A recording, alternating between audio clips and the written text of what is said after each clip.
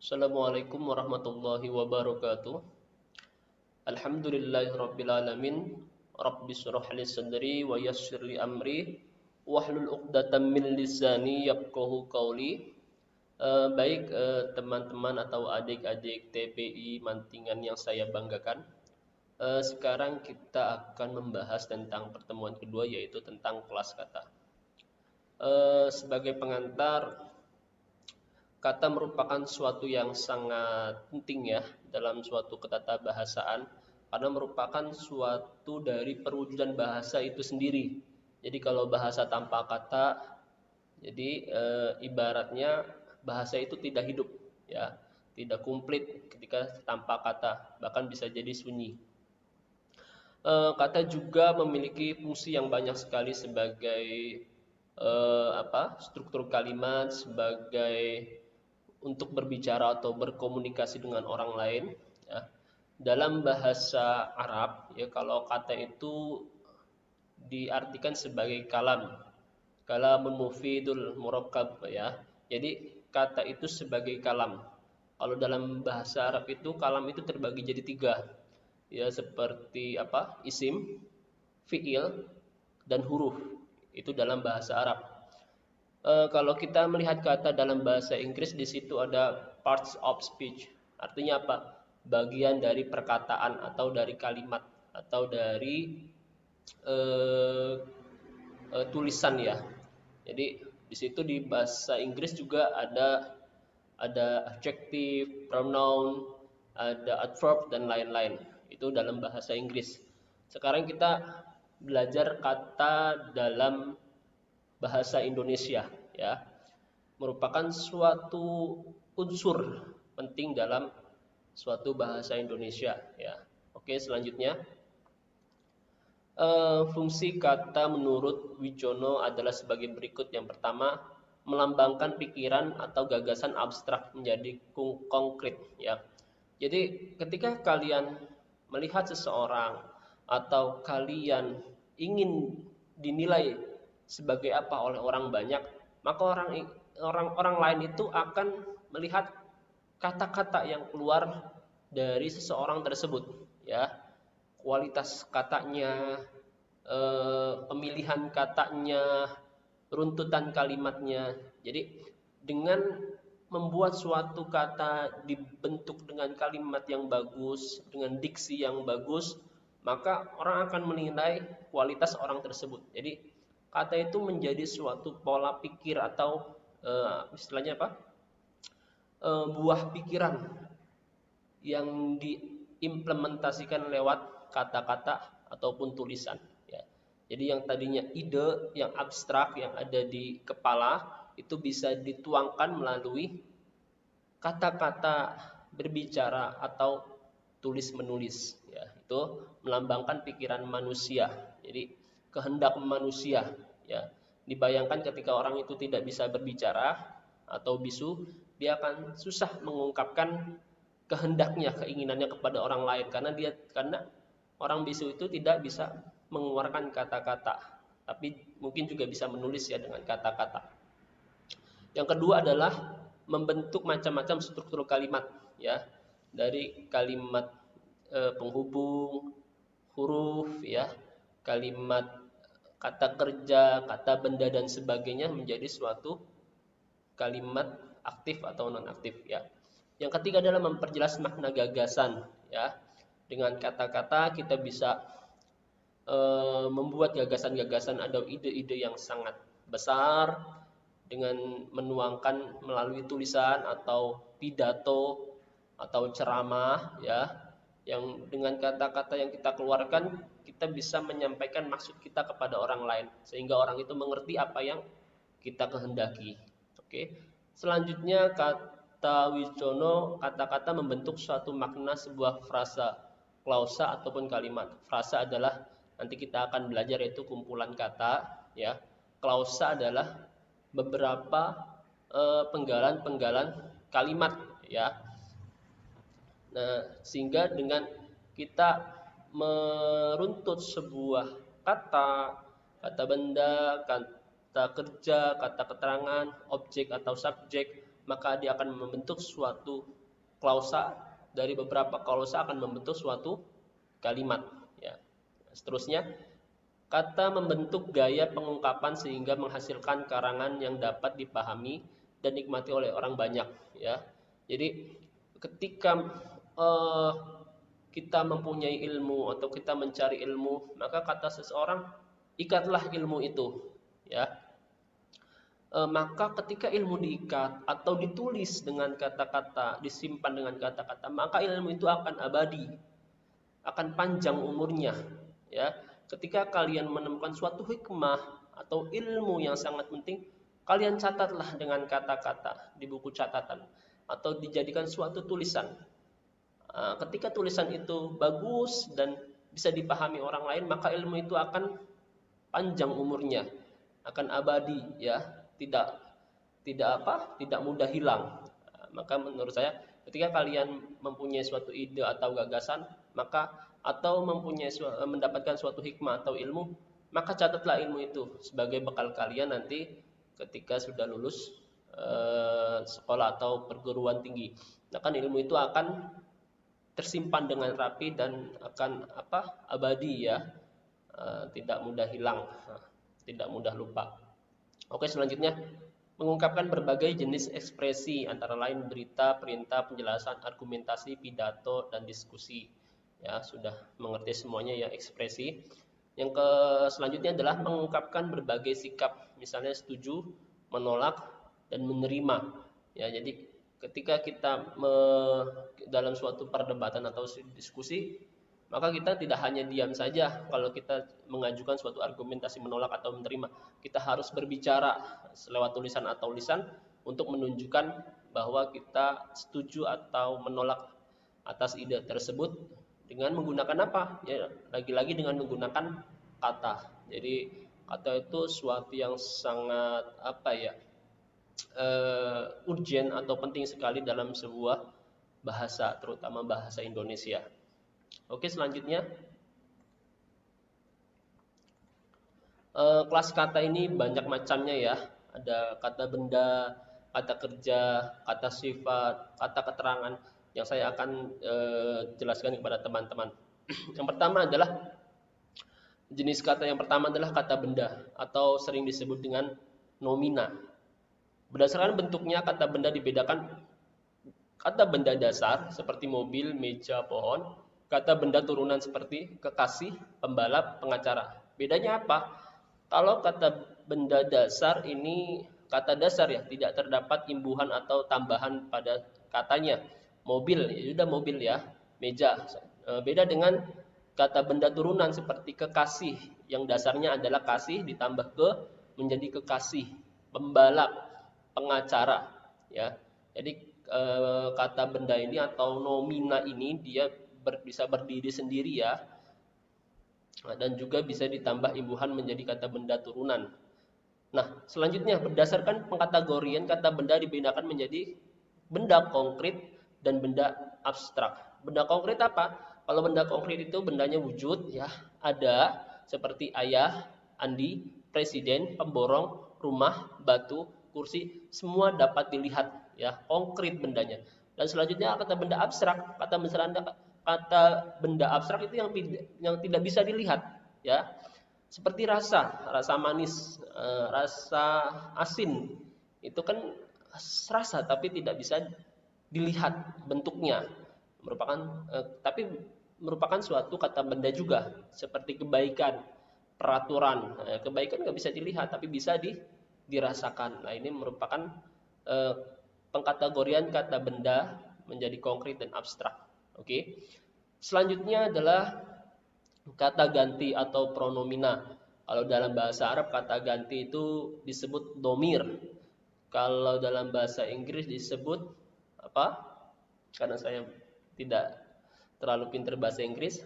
Kalau dalam bahasa Inggris disebut pronoun, ya, atau kata ganti.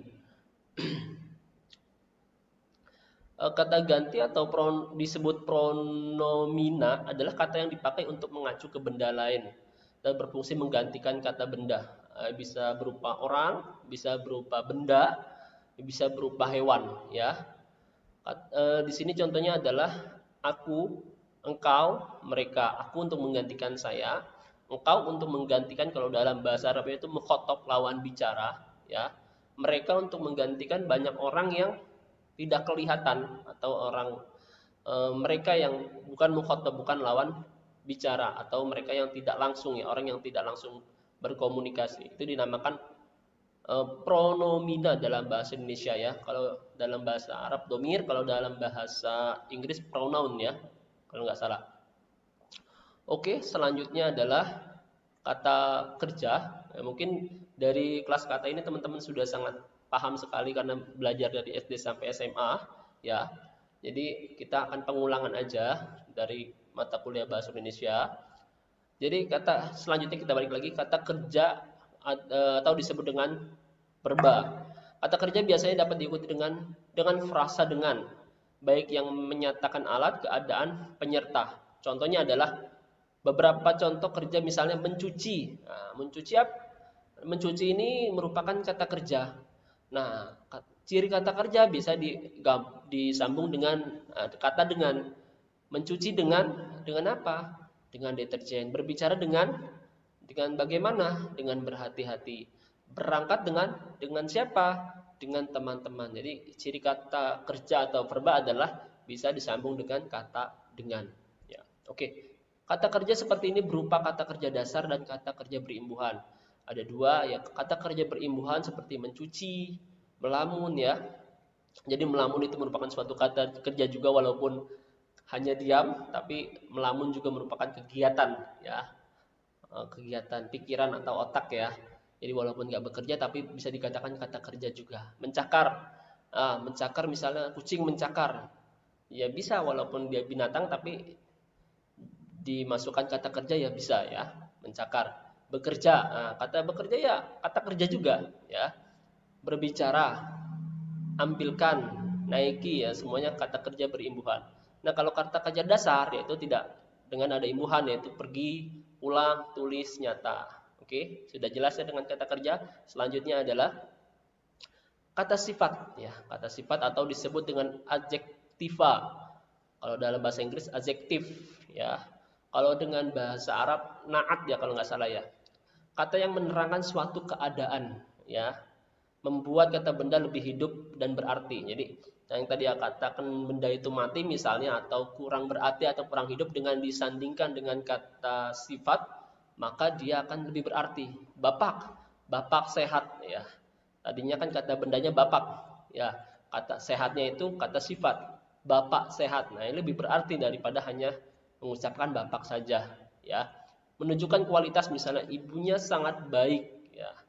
Kualitas, ya, kualitas dari ibunya, apa kualitasnya seorang ibu? Ibunya sangat baik, ya, sangat baik, ini kata sifat. Cirinya adalah apa kata sifat? Mendampingi nomina, yaitu mendampingi kata benda, atau, ya, contohnya adalah anak nakal. Anak kata benda, nakal kata sifat. Didampingi partikel, ya, lebih, sangat sekali, atau agak.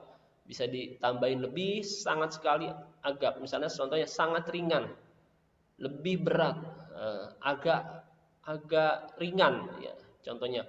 Seterusnya dibentuk menjadi nomina dengan konfiks kean, atau misalnya ditambahkan dengan konfiks, ya, kean, keadilan. Itu menjadikan kata sifat yang dasarnya adalah adil. Dan dapat dibentuk menjadi kata ulang berimbuhan se-nya. Misalnya indah sekali menjadi seindah-indahnya, jahat sekali sejahat-jahatnya, terang menjadi seterang-terangnya. Ini adalah ciri dari kata sifat. Oke, selanjutnya adalah dari kelas kata selanjutnya, kata sapaan. Kata sapaan ini adalah digunakan untuk menegur, menyapa, menyebut orang yang diajak berbicara. Nah, contohnya adalah bapak-bapak, ibu-ibu, saudara-saudara, ya. Ini kata sapaan. Adik, misalnya kek atau kakek, ya, dan sebagainya, merupakan kata panggilan. Di sini merupakan masuk kelas kata juga, kata sapaan. Oke, selanjutnya kata sandang atau yang disebut dengan artikula. Nah, kata sandang ini fungsinya mendampingi nomina dan verba pasif seperti si, ya. Sang, Sri, Hang, kaum, umat. Ya mungkin kata sandang itu artinya tidak ada ya, tapi digunakan untuk mendampingi nomina. Kalian tahu misalnya si kancil. Nah, itu kata si itu kata sandang, kancil ya. Kancil ya binatang. Nah, misalnya lagi dalam kalimat si pitung sedang beraksi. Ya, jadi si ini kata sandang, pitung ini ya dia subjek atau kata benda atau nomina yang disandingkan dengan kata sandang. Sang belahan jiwanya kini sedang mengemban tugas negara. Nah, sang ini kata sandang, belahan jiwanya merupakan kata benda ya. Sri Baginda selanjutnya ya. Sri ini kata sandang atau panggilan. Sedang murka kepada hulu balangnya. Ya, ciri-ciri kata sandang adalah yang mendampingi nomina dasar atau kata benda, yaitu contohnya si kancil, nomina deverbal, ya si terdakwa, ya pronomina sang aku, ya mengganti sang aku. Deverbal itu ada kata kerjanya si terdakwa, dan selanjutnya perbafasif kaum tertindas, ya. Tertindas ya kan jadi ditindas ya, jadi bersikap pasif. Nah, kaumnya ini, kata kaum ini merupakan kata sandang ya. Kata sandang kata yang didampingi oleh nomina. Paham ya? Oke, selanjutnya kata penunjuk atau demonstrativa. Kata yang digunakan untuk menunjuk sesuatu disebut kata penunjuk. Misalnya kata ini dan itu, begitu, demikian, sebagai berikut. Sini. Misalnya kalau kata penunjuk ini digunakan untuk benda yang dekat, kata tunjuk itu, menunjuk itu digunakan untuk benda yang jauh pada lawan bicara atau mukhatabnya. Misalnya, buku ini sudah menjadi milik saya. Buku ini misalnya sedang dipegang dalam keadaan dekat. Nah, kata ini adalah kata penunjuk atau demonstrativa. Perusahaan itu, ya, mungkin agak jauh perusahaannya atau tidak terlihat. Nah, kata itunya merupakan demonstrativa sebagai penunjuk. Perusahaan itu sudah lama gulung tikar, ya. Mengerti ya? Ini adalah kata petunjuk. Selanjutnya adalah kata bilangan atau yang disebut dengan numeralia. Kata bilangan merupakan kata yang dipakai untuk menghitung atau menyatakan jumlah, nomor, urutan, atau himpunan. Kata bilangan dibedakan atas satu kata bilangan utama pokok, yaitu kata yang berfungsi untuk menyatakan jumlah dan nomor seperti bilangan bulat 1, 2, 3, dan seterusnya. Bilangan pecahan setengah, 2/3, 1/5, dan seterusnya. Ya, jadi ada dua macam. Yang pertama kata bilangan utama atau pokok, yang kedua kata tingkat, ya, yaitu kata yang berfungsi untuk menyatakan urutan dan himpunan seperti pertama, kedua, kalau dalam bahasa Inggris itu first, second, apalagi third, ya, dan sebagainya. Itu namanya kata bilangan tingkat. Biasanya untuk menuliskan bilangan utama dan bilangan tingkat digunakan angka Romawi, 1, 2, 3, dan seterusnya, ya. Bisa juga dengan misalnya kata sekampung atau sekamar atau sekelurahan, itu merupakan kata bilangan tingkat, ya. Itu contoh-contoh yang lain. Oke, selanjutnya kita pada kelas kata dengan urutan selanjutnya kata depan atau preposisi, ya. Kalau dalam bahasa Inggris juga sama preposisi. Kalau dalam bahasa Arab disebut huruf, ya, harfun, seperti waw, thumma, dan sebagainya. Kata depan, ya, semua itu masuk harfun semua dalam bahasa Arab. Kalau dalam bahasa Inggris ya preposition sama, ya. Kalau dalam bahasa Indonesia kata depan. Yaitu kata apa sih? Kata yang terdapat di muka kata benda atau kata depan suatu benda atau kali atau suatu frasa, ya. Contohnya adalah kata depan dapat menyatakan tempat berada. Misalnya di jalan, di luar, di dalam. Jadi yang kata di-nya ini merupakan preposisi. Pada malam hari, pada suatu waktu. Ya, kata padanya ini merupakan preposisi atau kata depan. Dalam rumah, atas rumah, antara kita berdua, antara mereka, ya. Jadi di, pada, dalam, atas itu menunjukkan tempat, dan kata-kata ini merupakan masuk dalam kelas kata preposisi atau kata depan yang menunjukkan tempat, ya. Kalau misalnya kata preposisi arah, asal, dari Jakarta, dari Medan, ya. Ya, preposisinya adalah kata dari, contohnya. Preposisi arah tujuan, ke, kepada, akan, terhadap, ya, ke pasar, ke rumah. Jadi ke-nya itu preposisi, rumahnya itu merupakan kata benda, kepada yang terhormat, akan terlaksana, terhadap suatu masalah, ya. Jadi kata-kata ini merupakan kata-kata preposisi yang berarti arah tujuan. Pelaku, oleh terdakwa, oleh tersangka. Jadi olehnya ini merupakan preposisi. Yang mengandung alat, yaitu dengan, berkat. Jadi dengan itu termasuk kata preposisi. Berkat, berkat apa misalnya? Berkat jasanya, ya. Jadi kata berkat ini merupakan preposisi. Perbandingan daripada, ya, daripada diam di rumah lebih baik kita bekerja, ya. Jadi daripada itu merupakan preposisi perbandingan. Hal atau masalah, tentang, mengenai, tentang apa misalnya, ya, mengenai suatu hal. Jadi hal atau masalah juga disebut dengan preposisi. Akibat, hingga, sampai, ya. Dia bekerja hingga larut malam. Dia berjalan sampai ujung jalan, ya. Jadi kata hingga dan sampai merupakan termasuk juga preposisi. Yang mengandung tujuan, yaitu untuk, buat, guna, bagi, ya. Di sini adalah semuanya kata depan atau preposisi. Oke, selanjutnya kata penghubung. Kata penghubung atau konjungsi, ya. Conjunction dalam bahasa Inggrisnya. Nah, kata-kata yang digunakan untuk menghubungkan kata dengan kata klausa, atau kalimat dengan kalimat. Seperti apa? Dan, karena, ketika, dengan.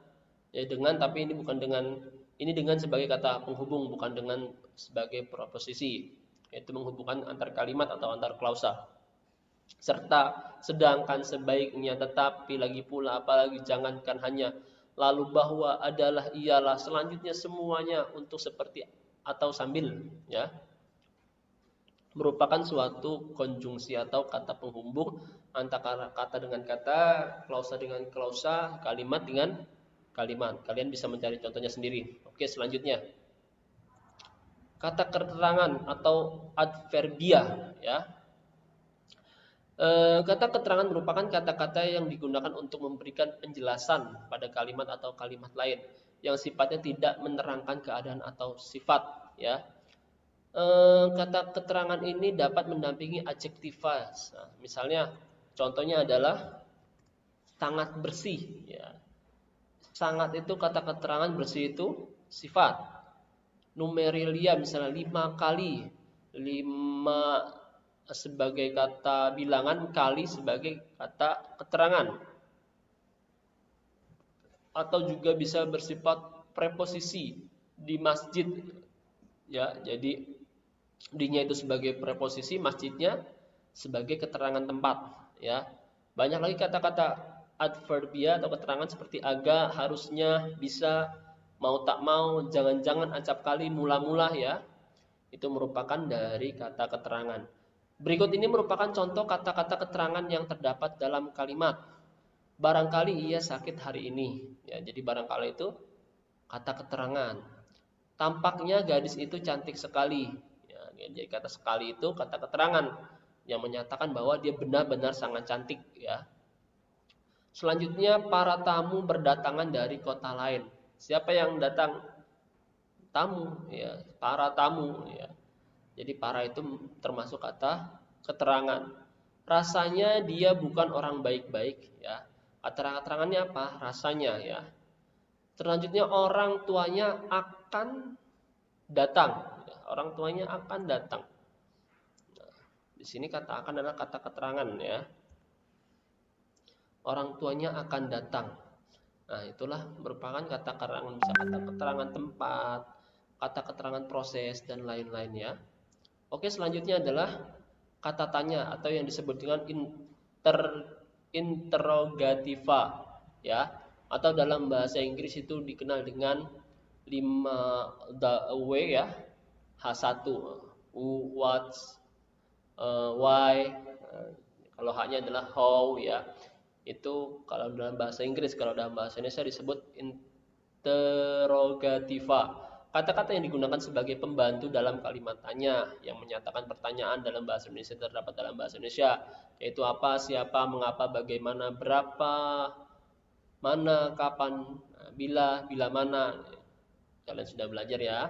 Selanjutnya adalah kata seru atau interjeksi. Kata seru digunakan untuk mengungkapkan perasaan batin. Bisa perasaan batin itu bisa senang, bisa sedih, bisa bahagia, bisa kagum ya, dan lain-lain. Seperti apa contohnya kata interjeksi, kata seru? Seperti kata ha ya, menyatakan kaget. Nah, menyatakan apa nah ya, kaget juga ya. O menyatakan terkagum-kagum. Wah, kagum, masya Allah. Senang atau kagum, alhamdulillah, perasaan senang, astaga, astagfirullahaladzim, atau perasaan sedih. Itu merupakan kata seru. Oke, selanjutnya adalah fatis. Nah, dalam berdialog atau wawancara pada umumnya digunakan kata-kata untuk memulai, mempertahankan, atau mengukuhkan pembicaraan. Ya, jadi kata ajakan misalnya ya, atau mempertahankan, itu dinamakan dengan istilah fatis. Ayo misalnya, kok begini ya, mari. Nah, misalnya, ya deh, minta dong. Halo, ya. Ah, masa mangga kek, jeruk kek, ya itu misalnya dalam bahasa Indonesia ya. Loh kok, itu semuanya termasuk kata fatis, yaitu untuk memulai suatu pembicaraan atau memulai mengajak seseorang mempertahankan pendapat, mengukuhkan pembicaraan. Contohnya, mari kita bersatu dalam membangun kampus ini. Kata mari merupakan kata fatis. Oke. Yang selanjutnya adalah yang terakhir, partikel. Kata-kata yang digunakan untuk menegaskan suatu pernyataan disebut dengan partikel atau suatu penegas. Contohnya lah, kah, tah, pun. Ya, hal ini dapat dilihat pada kalimat berikut, misalnya, manakah yang kau pilih, yang besar atau yang kecil?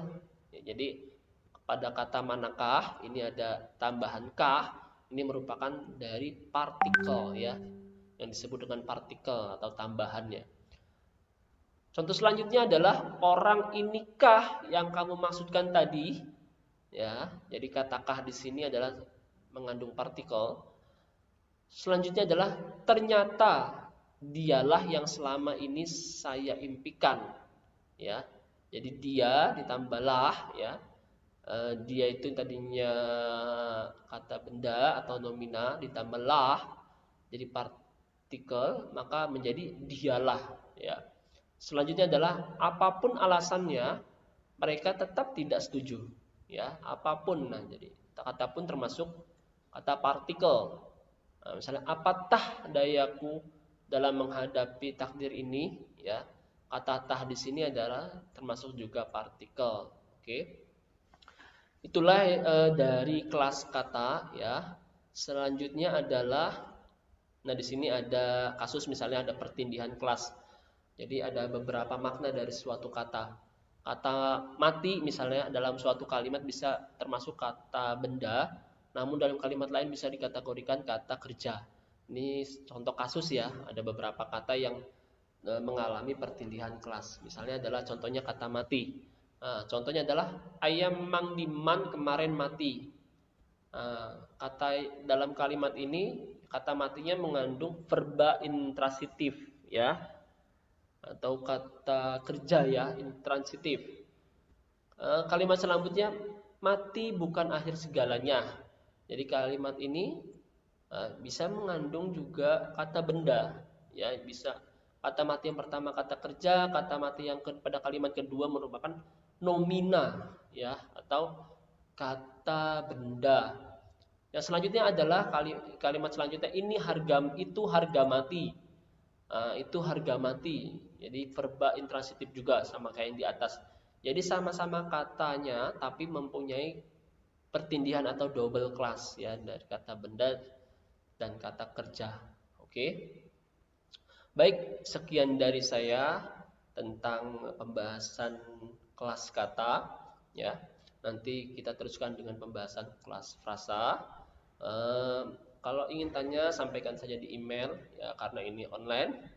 Baik, ada sekian dari saya, ada kurang lebihnya saya mohon maaf. Assalamualaikum warahmatullahi wabarakatuh.